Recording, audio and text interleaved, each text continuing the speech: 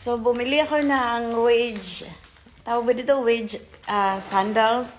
Kasi I miss wearing wedges sandal. Wedges, ano man tawag dun? Basta wedge sandal, ayan. Ay, ito dumating na. Packaging, parang walang ano sila masyado. Parang diretso lang ipack, ayan. Pero kung sa bagay, hindi naman to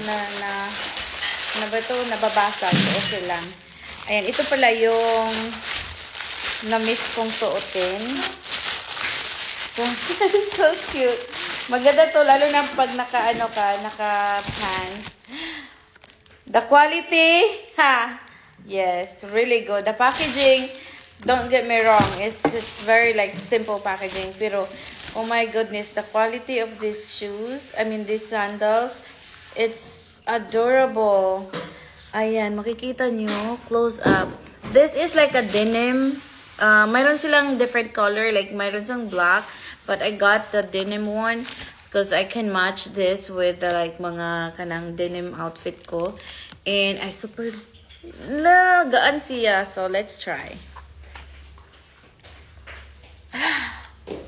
OMG! Taas ko balik ani.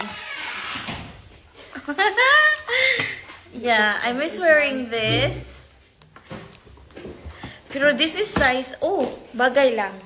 Hala, imagine na, ingan ako kataas. I'm gonna show you.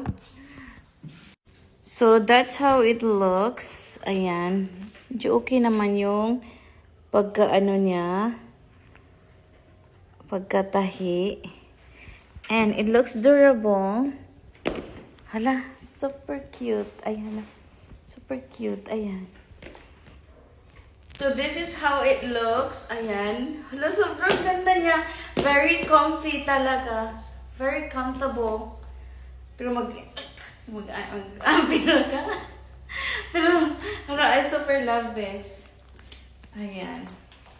Lalo na pag naka-pants. Ngayon, ni Moning, more inches. Pag di ka mo gamit ako, nagkuha ko sa imong kwarto. Super nice. I super love this. Don't forget, nasa yellow basket.